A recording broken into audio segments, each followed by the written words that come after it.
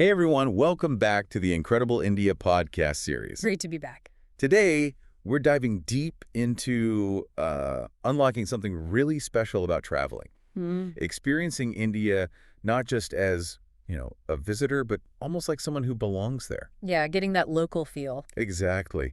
And interestingly, our sources suggest, well, a huge number, 78% of first-time visitors, feel a bit detached. Stuck in that tourist bubble, right? That's the one. So we want to explore, how to pop that bubble. And it's fascinating, isn't it?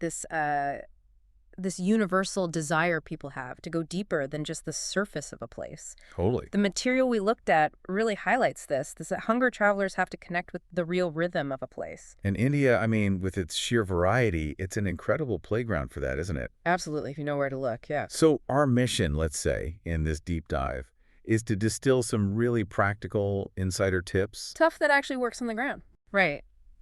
To help you step away from the predictable tourist trails and start uncovering the India that, well, lives in the everyday moments. Makes sense. And I'm drawing a bit from my own experiences, too.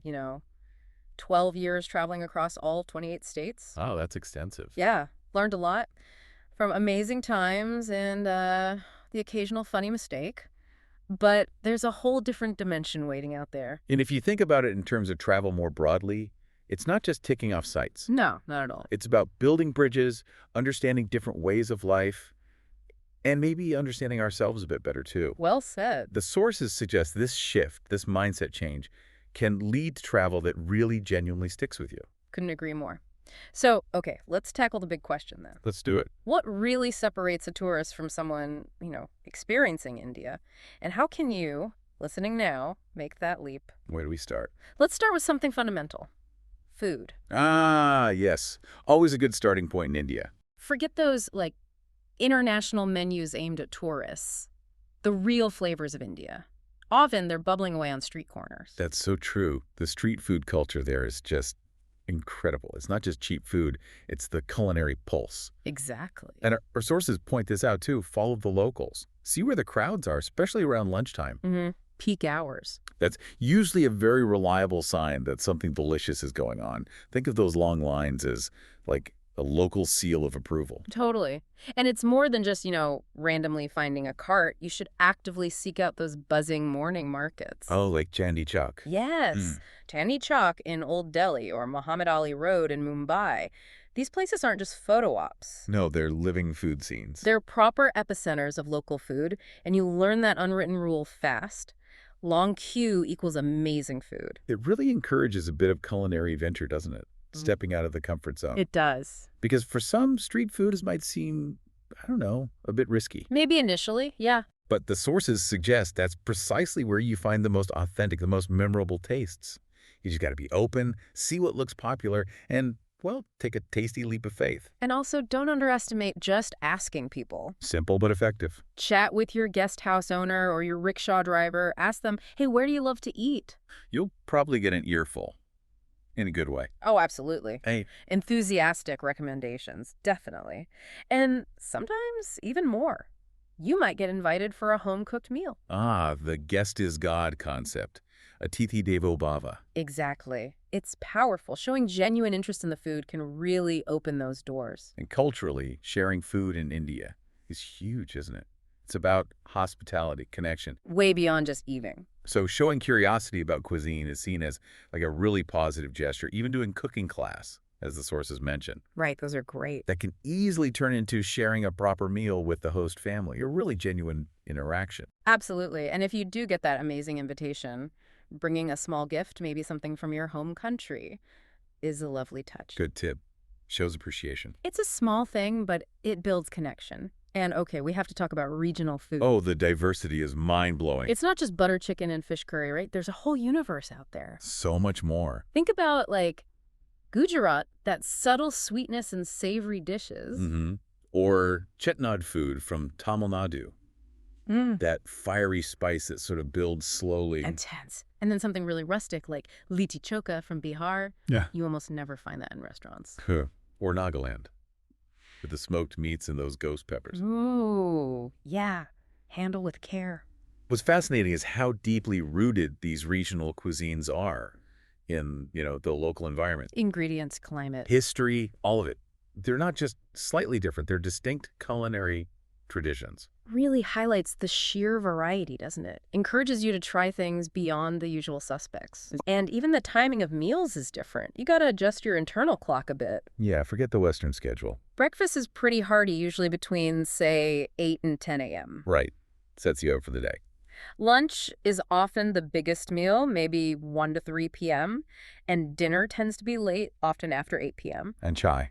We have to mention chai. Oh, chai is everything. It's not just a drink, it's a ritual. A social event, almost. Totally. Joining locals at a street corner chai stall around 5 p.m., that's proper immersion. It really is. And I heard for Bangalore, those food walks are pretty good, too. Yeah, sources mention those. A great way to sample the local scene if you're there. It's all about observing and kind of syncing up with the local rhythm. And Exactly. Participating in those everyday things, like the chai break. gives you those natural chances to interact, slow down, Yeah. experience the culture. Okay, let's switch gears. Getting around. Transport in India.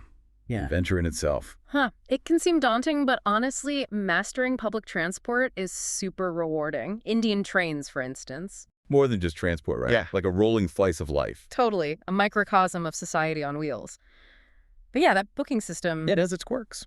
it can feel like solving a puzzle for newcomers. Our sources definitely flag that. Yeah. Setting up an IRCTC account online, booking well ahead, like 60, even 120 days for popular routes, is the way to go. Solid advice. Plan ahead. And understanding things like the wait list, which is basically a standby queue, Right? and the TAT call quota for, like, emergency last-minute tickets. That's useful knowledge, too. Definitely. And the class you choose makes a huge difference. AC classes are comfy. More privacy, yeah. But if you want that really authentic, budget-friendly vibe, sleeper class. That's the classic experience. Just pack some snacks, be ready for chai vendors coming through constantly, chatting with people. It's all part of it. It is. Then you've got the auto rickshaws, the yellow and black ones, everywhere. Ubiquitous. Yeah. And negotiating the fare, that's practically a rite of passage. The famous haggle. It's definitely a key skill. Knowing a rough local rate helps maybe 20, 30 per kilometer. Good benchmark. Gives you a starting point. And the sources mention, a bit of back and forth is often expected. It's almost like a friendly dance. Huh. Yeah. Maybe start at half what they ask, aim for somewhere in the middle. That's a common strategy. Exactly. But for those who prefer predictability, Ride-sharing apps. yeah, Ola and Uber are in many cities now and often have fixed auto rickshaw prices. Takes the guesswork out. Convenient option. And finally, local buses. Oh, boy. The deep end. They can be a whirlwind, yeah. Often crowded, a bit chaotic. But talk about an unfiltered view of daily life. Absolutely unparalleled. The sources capture that well. Might seem chaotic, but undeniably authentic. Route info isn't always obvious. No signs sometimes. Just ask. People are usually incredibly helpful. Have small change ready. That's a good tip. Definitely. Small notes. And maybe be prepared to hop on quickly while it's still moving slightly. Carefully, of course. Carefully, yes. But they're super cheap, right? Under 20 for most city routes. Dirt cheap.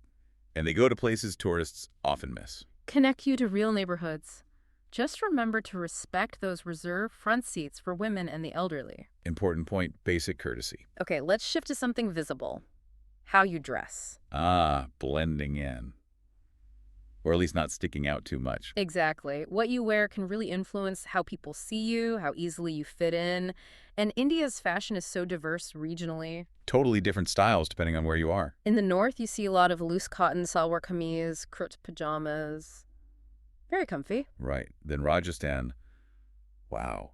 Vibrant Gagra colis on women, those amazing colorful turbans on men. So striking. Travel south, you see saris draped in countless beautiful ways. Each drape tells a story almost. And in Kerala, especially during festivals, men often wear the mundu, that white dhoti. It's a wonderful reflection of the cultural diversity, isn't it? It really is. And appreciating those differences helps you connect better with the region you're in.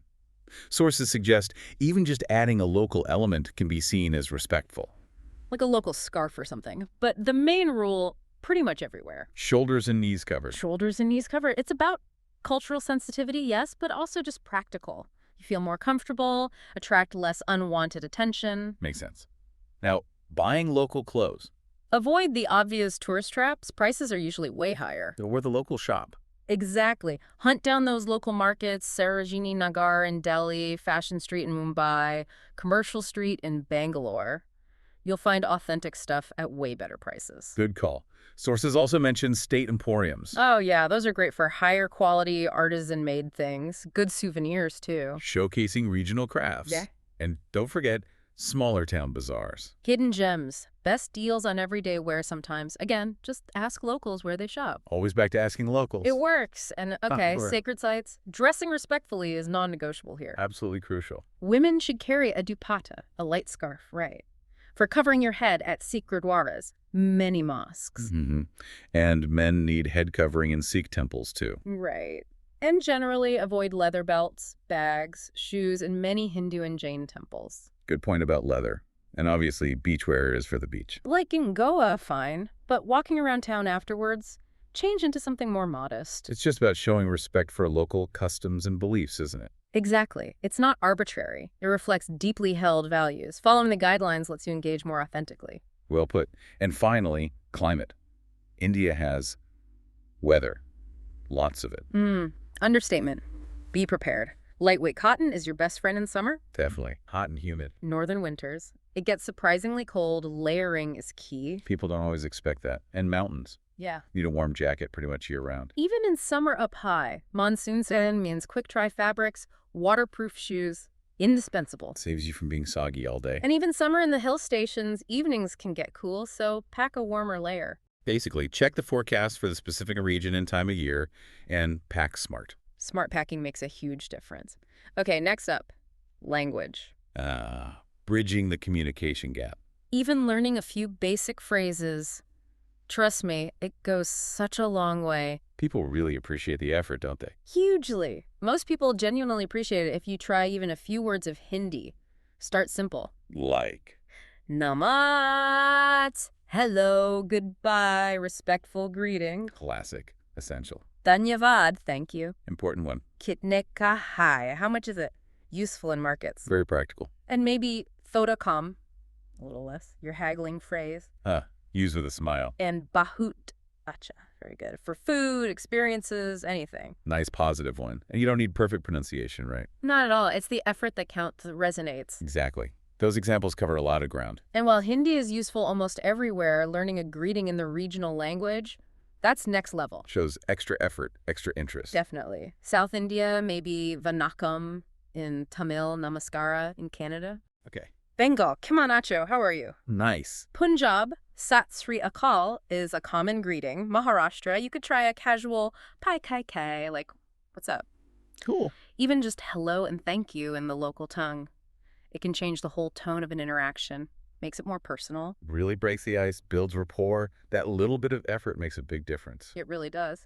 Yeah. And lastly, let's not forget nonverbal stuff, body language. Yes, the subtle cues, like the head wobble. The famous head wobble, that gentle side-to-side tilt, usually means yes or okay or I understand. Takes a bit of getting used to for Westerners sometimes. It does. Also, in more traditional settings, maybe use namaste palms together instead of shaking hands. Good point. Respectful gesture. Remember the right hand rule. Use your right hand for giving, receiving, eating. Crucial one. Left hand is generally considered unclean for those things. Right. Pointing. Use your chin, not your finger usually. Yeah. And just maintaining a respectful personal space during conversations is generally appreciated. Getting familiar with these nonverbal cues just helps you navigate things more smoothly, more respectfully. Definitely. Even if there's a language barrier, understanding these helps communication. Pays off to pay attention to those details, enriches the interaction. So wrapping up, as you think about your own travels, remember, the best souvenirs. They're often the stories, the connections you make when you step outside that tourist bubble. Those unexpected moments, those real interactions. Exactly. What hidden corner of India will you discover? Makes you want to go right now. Me too. And if you do want to plan that trip, to book your own incredible journey and really experience India like a local, How can people do that? you can send an email to contact@5sensestours.com. That's contact at the numeral 5sensestours.com. Got it. Email contact@5sensestours.com. Or you can call or send a WhatsApp message to +919 8456 77446. Okay. +919 8456 77446. Call or WhatsApp. That's the one. Go out there and have an amazing, authentic adventure.